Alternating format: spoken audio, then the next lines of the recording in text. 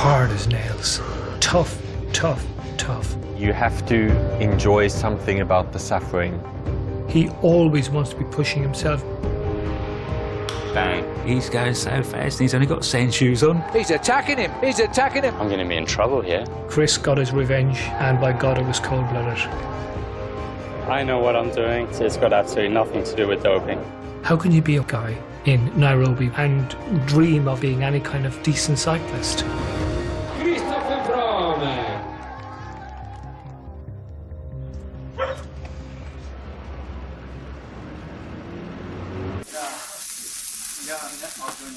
For me, it feels like pressing the reset button at the end of every year, coming back here.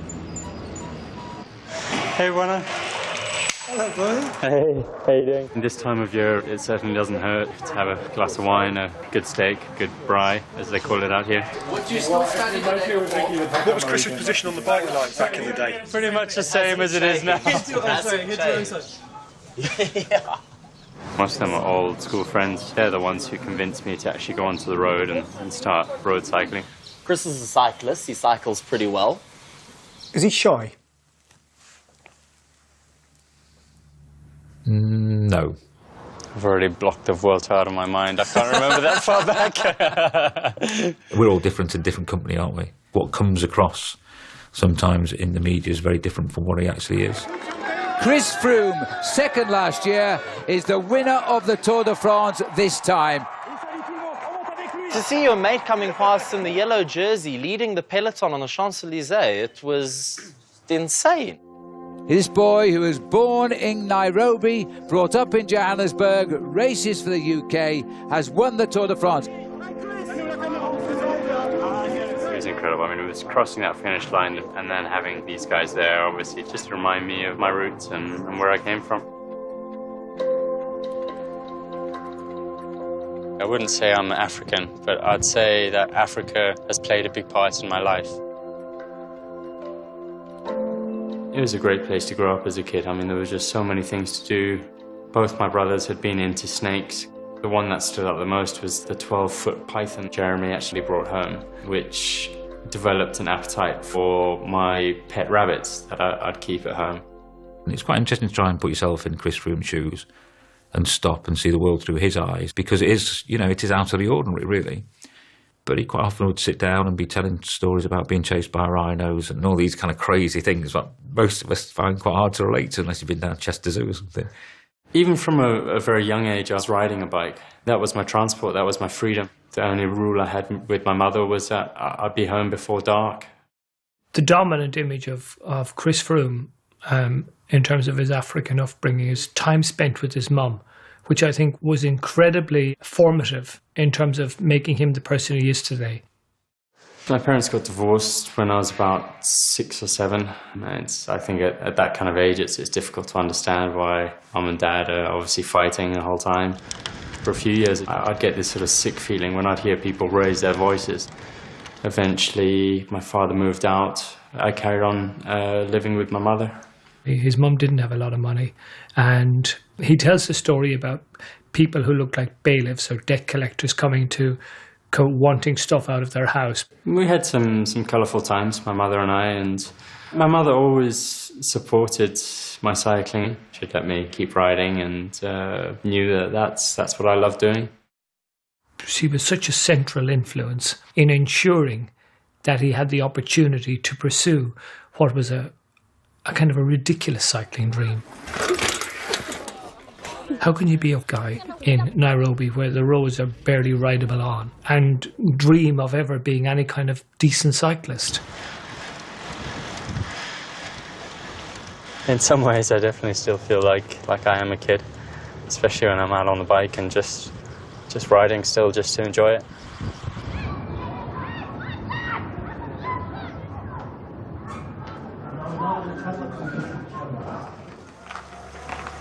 We're just off to St John's College, which was where I came to school as a teenager. I didn't want to leave Kenya. I loved growing up there, but I was able to go to a school that we're going to go have a look at today. I love playing rugby, but I didn't quite have the build for it. I got absolutely munched. I was able to do my cycling on the side. Set the alarm normally for 4:30. Technically, I don't think I was allowed out, or I wasn't allowed out. I must have had some kind of burning desire to ride a bike, because not only would it be dark at that time in the morning, but it would be absolutely freezing. All right, here we are. Yeah, geez, it's been a while since I've been back here. Ellen. So I remember you. Is that just... There we go, that's easy. It's emotional coming back and having all these old memories coming back again. This is completely different. Oh, I wish they had one of these when I was here. My bedroom was at the end, so that was the prefect's room. So I'd creep out of here when everyone was fast asleep in the morning. You know, sometimes you turn a blind eye, but I know when we started, our setup didn't allow for cycling between schools, but we had a passion. I did have a bit of an import business, I'd call it, while I was at school here. I took my first bet on you. You were a bit of a businessman back then as well, Chris. We won't really go into that, but let's just say I'd keep the boarders happy. I'd occasionally stop by the liquor store and pick up a few bottles of something or a few cigarettes and keep the guys happy, and at the same time be able to pay for my race entrance fee on the weekends. Yeah, we had a little cycling club and this dude arrived. Like, who's With this my guy? mountain bike. Yeah. I was extremely privileged to have been brought up the way I was in Kenya and here in South Africa.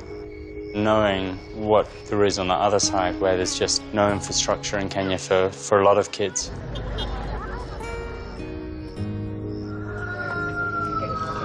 Chris, welcome. Thanks.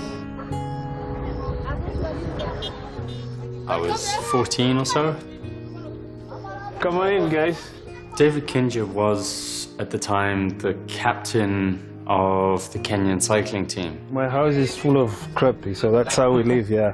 All the rims are bicycles and people and things, yeah. Nothing's changed since I was here. Yeah, yeah. I wasn't exactly spoiled for choice in Kenya, given that there isn't a very big cycling community there at all.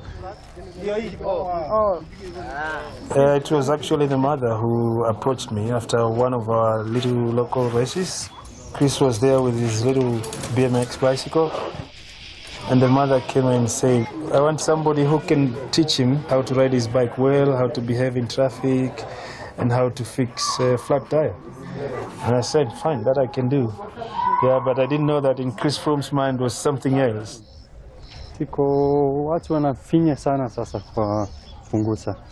By then I'd started to develop more of an interest in the competitive side of cycling, trying to become fitter, being stronger. I was just hooked.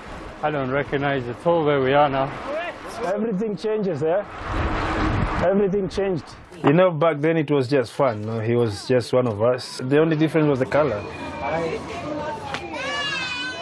I definitely stood out like a sore thumb at that point. His nickname is Morongaro. Yeah, Morongaro means the straight one. Yeah, straight and up. Very basic living. Tin huts, no running water, no real toilets or anything, just a long drop outside. After a bike ride, you came in, you're maybe 6 hours out on a trail, you were filthy. When you made yourself as clean as you could, you slept in a bed that was really a single bed. But 3 people were in that bed and Chris was one of them. We just got on with it. No one complained about anything. That was just the way it was. Watch out for potholes, guys! That spoke of incredible resilience and also a guy who so loved the bike that the material circumstances of his life were a complete irrelevance. I definitely wasn't very good at that point. I think I had a lot of motivation, but as an actual bike rider, I didn't have the muscles. I'd get 50, 60 kilometers into a ride and I'd be running on empty, but I wouldn't say anything to them. I wouldn't tell them I'm suffering or I'm struggling.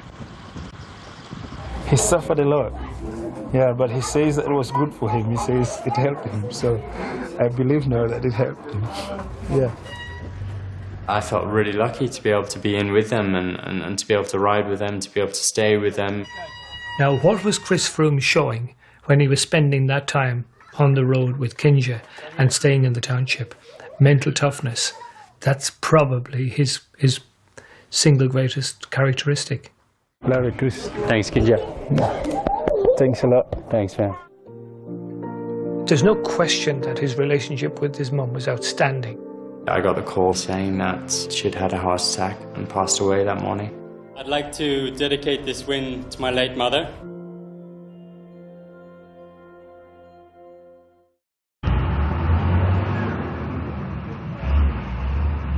Which way are we going to go? On the highway, aren't we? I think he's very likeable. If I just go straight here. He's intelligent. He's got a kind of an unusual personality, got a kind of an unusual charm. You don't know you're in the wrong lane, eh? That's the definition of a backseat driver. He'll kick all of the way, Chris Froome. Hard as nails. He won't let himself slow down till he hits the line. Tough, tough, tough. This is going to be a stage win and a yellow jersey for Chris Froome. That's probably the perfect speed. It's about 40 kilometers an hour.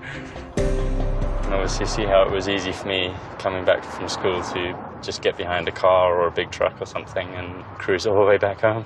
So you genuinely used to ride your bike on this motorway?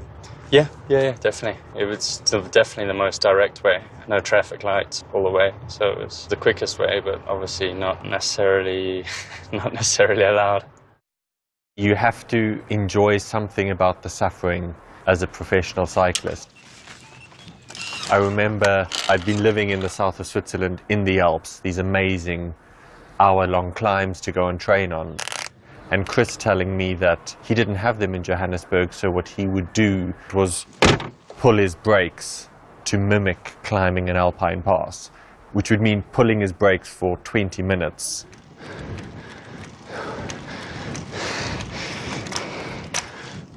I've tried that. I can't keep my brakes pulled for more than a couple of minutes, never mind 20. He always wants to be pushing himself, going right to the limit and then go beyond the limit. It's what's made him the formidable athlete and competitor he is. Just that level of dedication and the acceptance of the suffering that comes with it, I've really not seen in any other rider. And after 10 years in Europe, I know quite a lot of riders. When was the first time you ever heard the name Chris Froome even being mentioned? Well, I remember it quite clearly, actually. And it was at the Commonwealth Games in Melbourne. Our first rider is starting to get prepared now. I can remember seeing the guys from England and just their shining white kit and amazing bikes. And they were all riding the same bikes, which was just, you could see these guys were professional. His name was on the start sheet. It's not something that jumped out the page. We've got a huge field ahead of us. We've got 72 riders. I went off in the first wave, and Chris actually went off right at the start of the first wave of riders. And the first rider to lead them out is the rider from Kenya, in Christopher Froome, the fastest out on the course so far. And his splits start to come through. And I can remember Shane Sutton going, blimey, there's a bloke out here, he's going so fast and he's only got sand shoes on. Being the first rider off, I got back and had the fastest time on the course, which meant that I was sitting in this hot seat for a good hour with all the cameras on me and people talking about me as the race leader. This is Christopher Froome of Kenya. That was the first time that I was on international television, sitting on these hot seats next to Chris. It was really special. Cheers. For somebody with the background that he had and where he was at, he caught our eye. First time out of Africa, a guy, he's a university student at this time. So how was he able to compete? Extraordinary talent, that's how, because he had nothing else going for him. Technically, I was terrible. I was crashing all the time. But I think the important thing was that I showed I had an engine. The next big thing in my mind was the World Championships. If I could get to the World Championships, that might be a ticket for me onto the professional scene. And so to the under-23 men's individual time trial.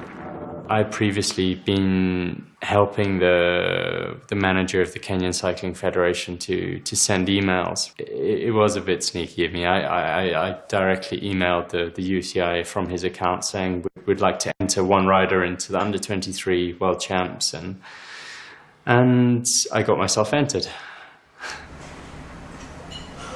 Another one of my early memories of Chris was sitting in a manager's meeting, a cold, horrible day at the World Championships. And in walks this soaking wet bike ride, and it was Chris.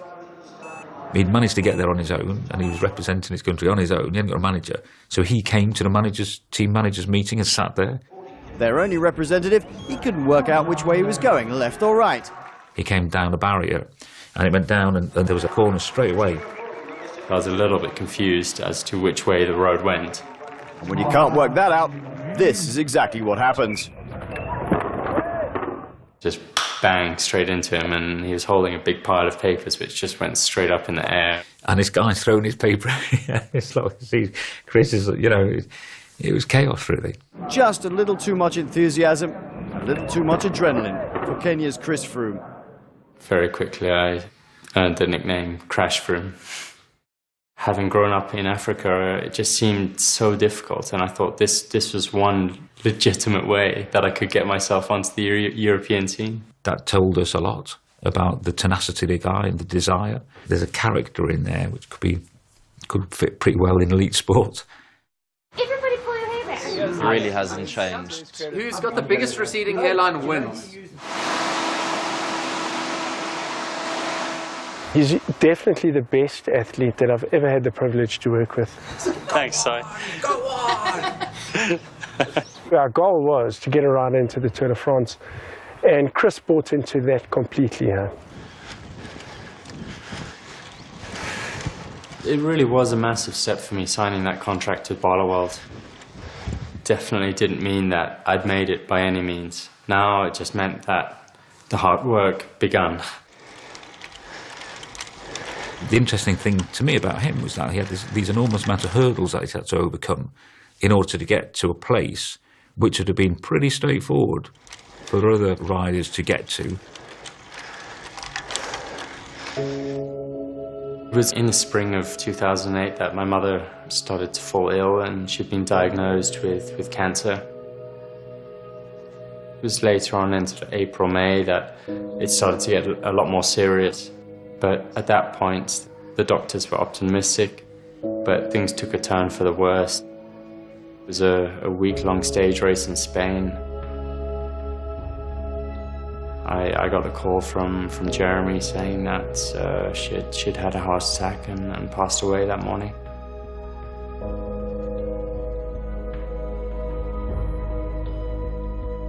My world had come tumbling down, hearing that news, and it felt as if I was just a million miles away riding a bicycle. And I hadn't even been home for over a year. I hadn't been back to see her, and I felt terrible.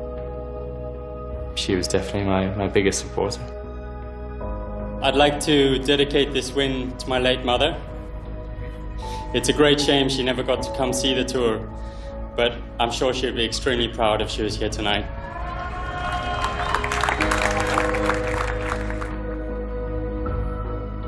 I wish she could have been around a little bit longer just to see how things have gone since then.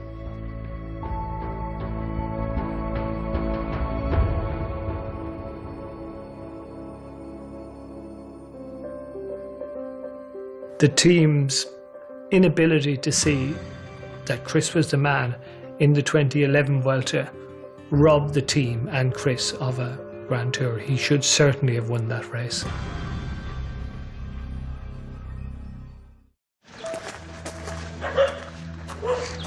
I think it takes a special person to be able to win something like the Tour de France. Look at Chris Froome! Chris Froome is trying to spoil the party. His personality on the bike is very, very different to who he is. You know, he comes across as being quite aggressive. Froome crosses the line, a tremendous show of strength. You know, he's not at all like that in person. He's a very soft-spoken, soft-natured person. False accusation. Oh, that's you. Yeah. That's cool. You know, he's funny. He's quite a character. You blushing? Just sunburned today. He surprises the rest of the guys sometimes by the pranks and whatnot that he gets up to. Paintball guns. I always remember him with his paintball guns. Chris would rock up with this crazy gas-powered paintball gun and go around shooting at everything. Yeah. Yeah, you remember that? They nearly shot me in the eye. Yeah. Chris has got a steely resolve. He really has it. The fact that he's got good manners and that he's polite doesn't mean that he's not a leader and that he's not ruthless where he needs to be. He will look at everything pretty clinically, very logical, very hard to argue against, and pretty unemotional. No, I think it's time for us to do a runner.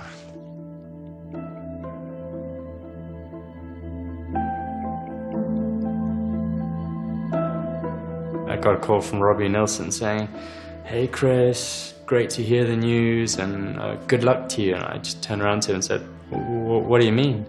He said, no, you're doing the tour."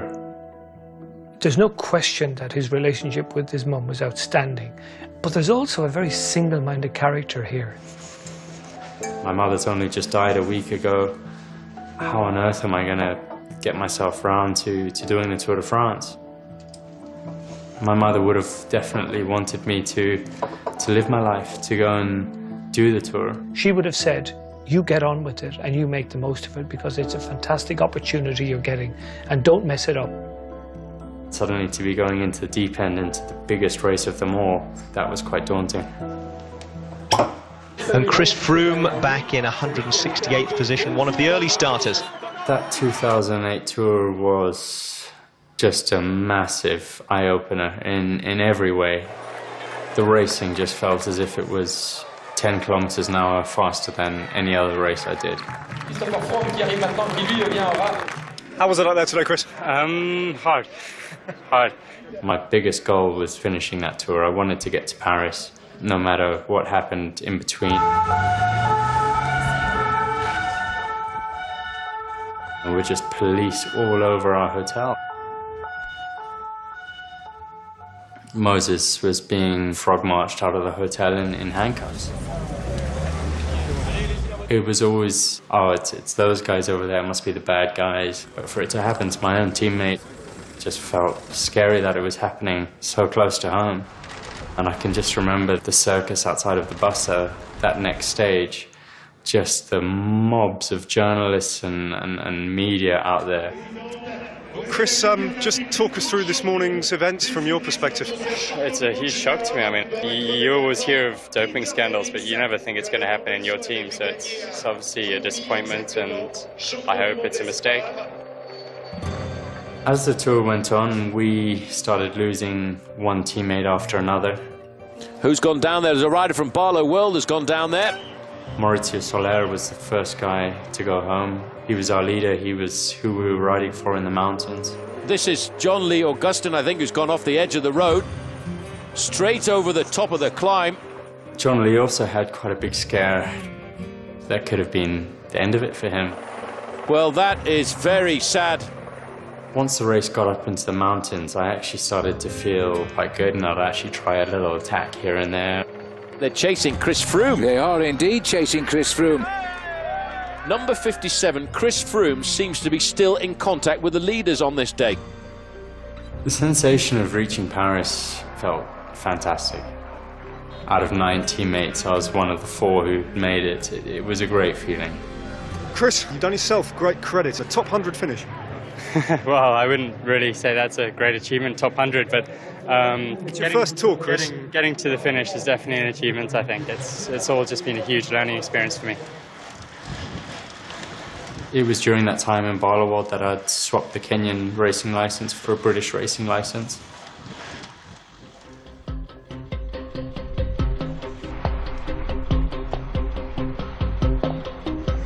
As we started to pull a British team together, it was obvious to us then that Chris would be one of the names that we'd try and attract to the team. At all times, please do keep a good level of communication with us. They gave me a bit of a hard time at first.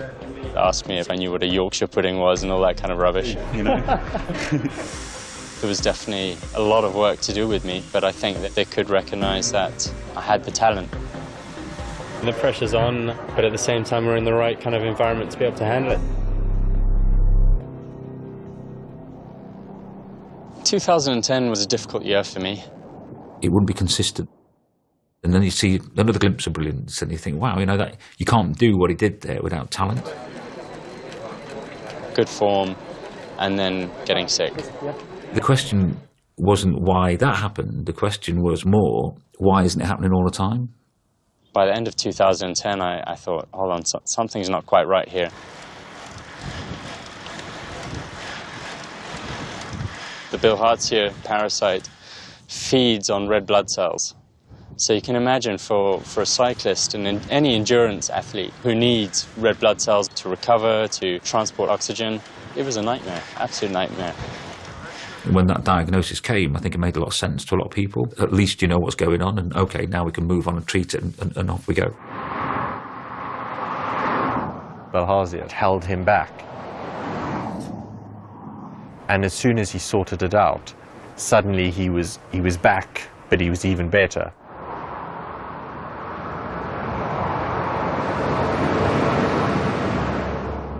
Sky isn't interested in nurturing people forever. The guy was virtually on his way out of the team in 2011 before the Vuelta. This is Christopher Froome now from Team Sky. The 2011 Vuelta was a huge turning point in my career. His performance on the 2011 Vuelta, did you see that coming? Yeah, no, that's no. A day I'll never forget. I think it was on stage 10. He's found his legs this season. He struggled a little last year and the year before that. I got to the finish and I felt like, okay, this has been a good time here. Froome putting in a brilliant performance. But I'd never expected to be in front of Brad. Wiggins with the grimace on his face, the Union Jack, the British national champion. I remember feeling, I'm going to be in trouble here. It could be Froome into the red jersey. I'm supposed to be supporting Brad, and now I've gone and passed him in the time trial. That's not meant to happen. He looks a little shell-shocked to be in the red jersey. He didn't expect it. I'm not sure too many others did either. Brad didn't say a lot, so it was still a bit like walking on eggshells around him. I'd never won a race in my life. To now leading a Grand Tour, it was massive. What do you expect for now to the end of the Vuelta? I haven't even had the chance to think about it, to be honest. I was just told 10 minutes ago that I'm in red, so for now that's enough. Chris, it suits you. Let's see how long you can hold on to it for. Wiggins in second position. We were still riding for Brad, even after I was in the leader's jersey. It did look strange, the leader of a Grand Tour working for the guy who was second. Froome sacrificing himself as Wiggins now takes control. It was a plan that's worked out perfectly. He was pulling for his teammate when he was a legitimate contender himself. Bradley Wiggins is the new race leader. Británico, nacido en Kenia. Kobo was in the leader's jersey of the Vuelta. Here is Wiggins, who's under pressure. He's showing the signs of fatigue. This was one of the last opportunities for me to try and take that red jersey. Kobo knows the climb better than anybody else. It was a bit of a lull, and that's when I thought, right, this is where I'm going to go for it now. It's a head-to-head battle between first and second in the general classification. Christopher Froome is on the charge. Qué duro, qué duro. This might be the winning move for the Volta a España. Bueno, peligro que puede haber cambio de líder. I was hoping that because I dropped him, it would mentally just crack Kobo and maybe it'd switch off, but he came back. Kobo has got the support as Christopher Froome is starting to fade. As he went past me, he picked up the pace even more. I couldn't believe it. I was just so disappointed. I thought I'd won it. He got caught, he got past, and normally that's that. Literally on the last left-hand bend up to the finish, he left a little gap on the left. As soon as I saw that open, I just thought I have to get through there to the line first at least. This is an extraordinary day of racing. Christopher Froome wins the stage. He catches Kobo again and attacks again and wins the stage, which was I don't think anybody was expecting to see that. But that kind of shows you the tenacity and his will to win. That was one of the hardest days on the bicycle of my life. And that was impressive. Wow, don't see that very often. There was so much to take in and to be a part of that moment. It was years and years of dreaming about trying to win a stage like that in the mountains of a Grand Tour.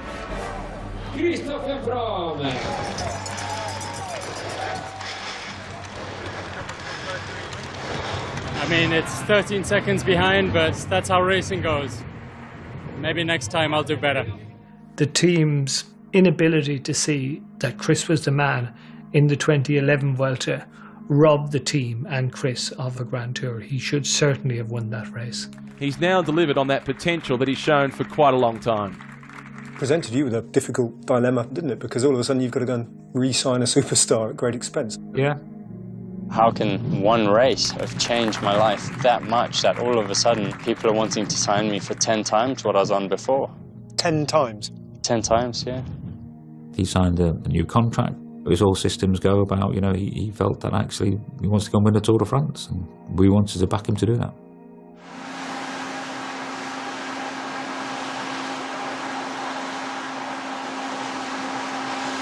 Cycling is a brutal sport. Richie Porter's the man doing that pacemaking. People only remember the winner. Geraint Thomas now making the pace. Second place, third place, fourth place. It almost counts for nothing in cycling. People turn themselves inside out for each other, and they don't even get a mention. Attention, le Britannique est au départ. Nobody can deny Brad's right to be the team leader. I went in there with the understanding that I was going in as a backup GC rider. And like, we have two guys who are protected for the yellow jersey. Bradley Wiggins, who wears green today, has been the best Tour rider so far this season. It wasn't happening the way I'd imagined it would happen. Chris Froome has dropped back. He knows that every second counts. Given that the bunch was so big that we could have afforded to have a few more guys with me to try and limit that time if I realistically was going to be a backup GC guy there. Look at the speed here. These guys are going absolutely ballistic right now. When he punctured and lost time, obviously it created a clear hierarchy. Brad managed to stay in the front. It was a big hit to take on stage one of a Grand Tour. Chris Froome thinks that it's wrong that I've lost this, because if I had been a protected rider like I should have been, it wouldn't have happened. It was then a collision waiting to happen. The first mountaintop finish of the 2012 Tour was La Planche de Belfi. It kicks up violently towards a finish. Look at Chris Froome! Chris Froome is riding away for Sky. This has to be seen as a huge surprise. I looked around at the other guys and no one seemed to really have anything, so it was a perfect moment for me just to get a few meters on them and hold that gap to the finish. Froome crosses the line, a tremendous show of strength. It's quite a double act, isn't it, Froome-Wiggins? We saw it on the Vuelta. You've taken it up a notch. I'm speechless. That really was a dream come true. I never thought of winning a stage here. Yeah, I'm chuffed for Froome because he had misfortune last week and now he's got his stage, and obviously he's going to be an integral part to me winning this race. He's in the yellow jersey now. It puts the team in a fantastic position going forward. I'm chuffed a bit.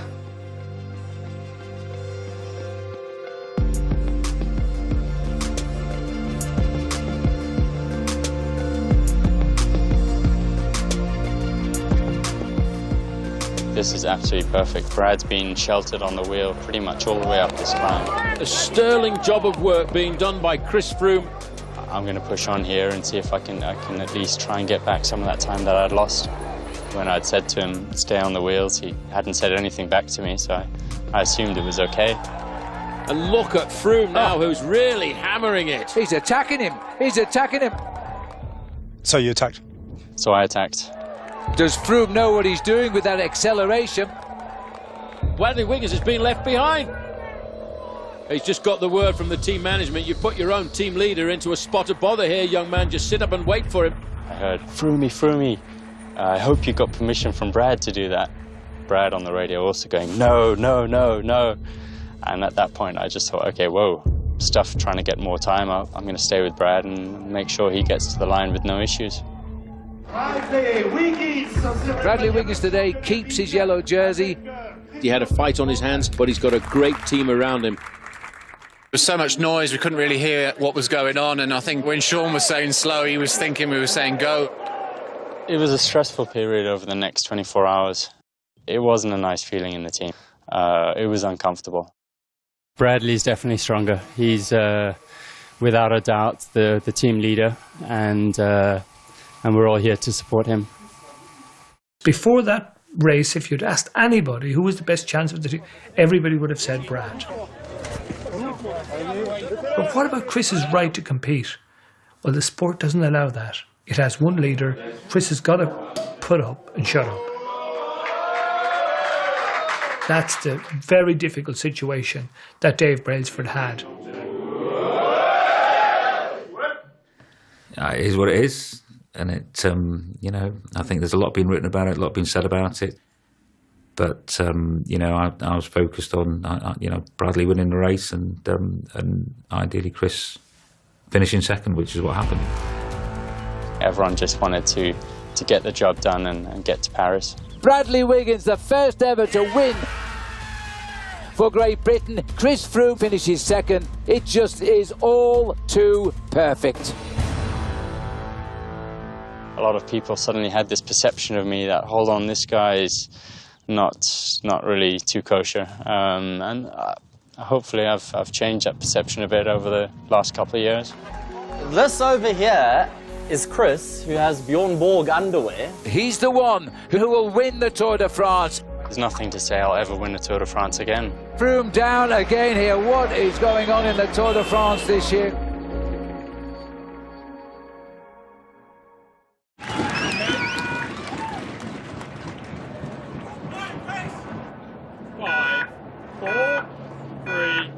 That bronze medal in the Olympics was massive for me. Being on the TT bike, going through these crowds upon crowds of people and all just cheering. And not just cheering for the sake of it, you could see they were passionately behind us because we were Brits.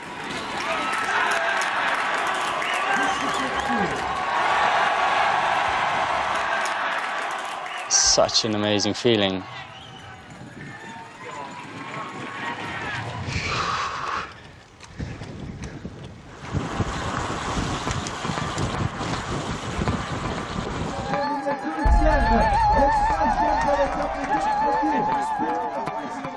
When 2013 started, Chris knew he was going to be stronger than Brad because he had trained like he had never trained. It's been a brilliant season so far for Chris Froome. I wasn't saying that Brad would not be a part of this 2013 Tour de France, but I felt as if he betrayed me a little bit. It didn't feel as if that was what the agreement was beforehand. Chris got his revenge, and by God, it was cold-blooded.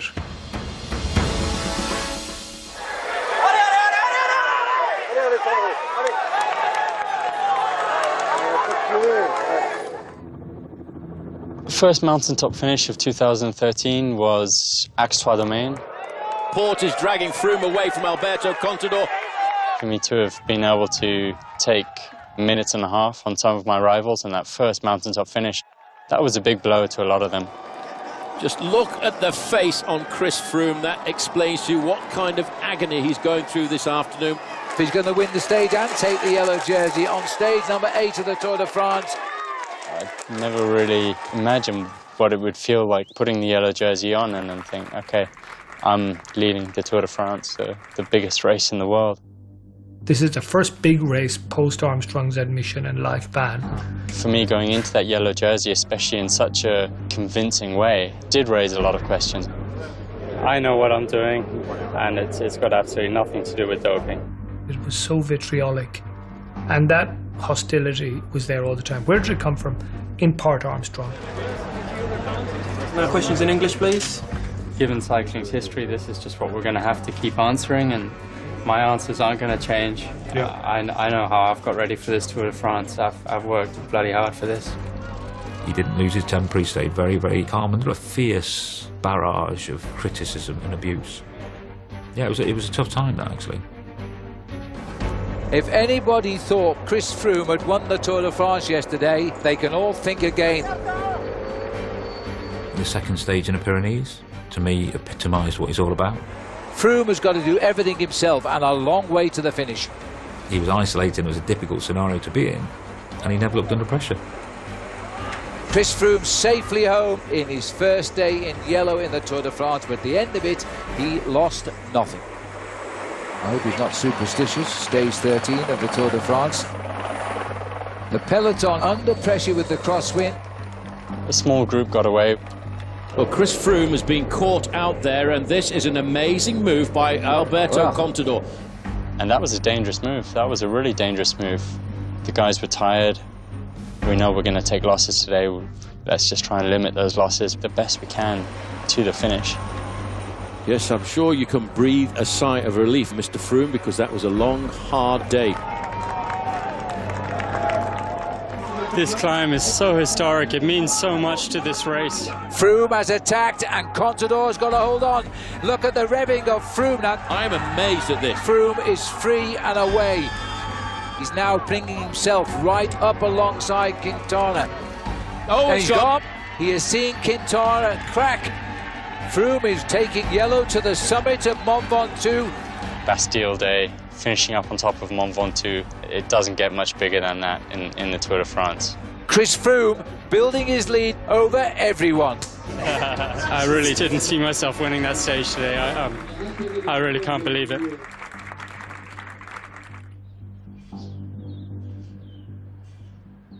The guys came over at the end of the tour. You guys watched the last few stages. Check the Kenyan flag. Where? Other side. I wasn't relaxed at all at that point. He's the one who will win the Tour de France. When he came past, we all burst into tears. It was crazy emotional. It was the most emotional thing ever. I was nervous about getting through the day. I don't think happiness quite describes it. No, never in doubt, never in doubt. This is an amazing feeling to be standing here today. Throughout the tour, I'd been scrutinized by the media about doping, and I wanted to say to people, listen, you can believe in me. Thank you to all the people who have taken their time to teach and mentor me over the years. This is one yellow jersey that will stand the test of time.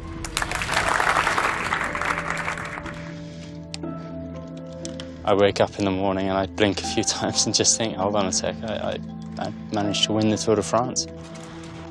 There's nothing to say I'll ever win a Tour de France again.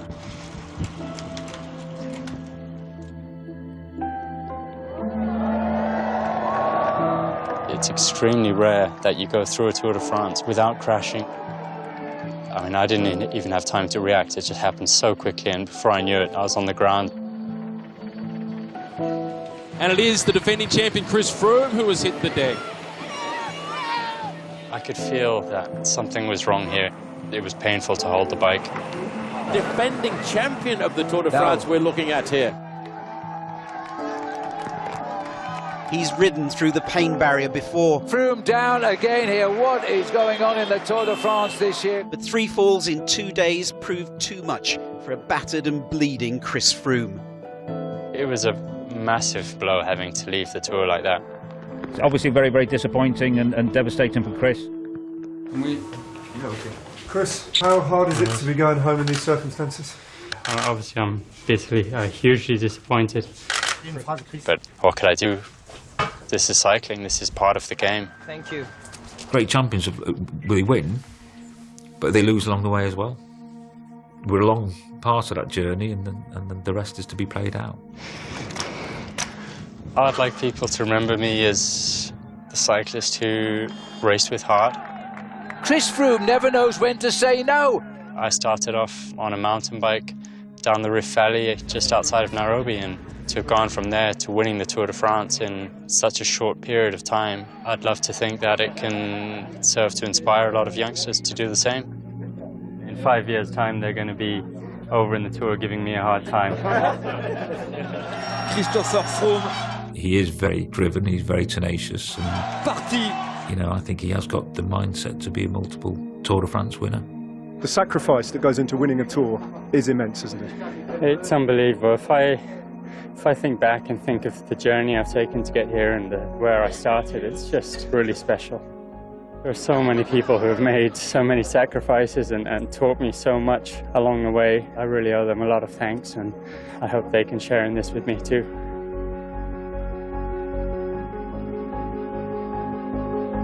He's got what it takes, I think, to have a spectacular journey over the years. Let's wait and see.